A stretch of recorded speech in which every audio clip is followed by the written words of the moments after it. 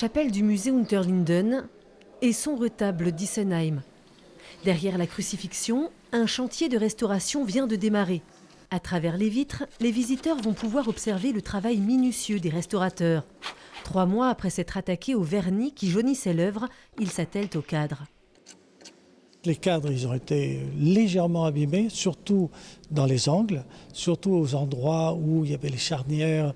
Donc, à force d'être détériorés, les restaurateurs, ils ont comblé certaines parties. La plupart sont assez rapidement faites, donc elles se distinguent quand même très bien de l'original. Donc l'idée, c'est d'enlever ces parties qui seront ensuite rebouchées par l'ébéniste support bois. Un chantier de 5 semaines sur 2 panneaux, la visite de Saint-Antoine à Saint-Paul et la Nativité. Sur cette structure en tilleul, Gérard Aubert, spécialisé dans la restauration des supports en bois, prend connaissance des dégâts. Il va falloir traiter par exemple les trous de larves.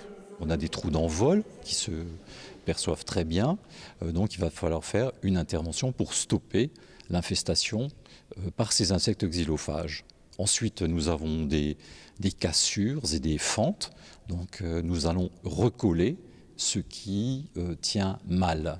Restaurer un peu, en respectant le travail d'exception des menuisiers, sculpteurs et peintres qui ont créé ce chef-d'œuvre au XVIe siècle.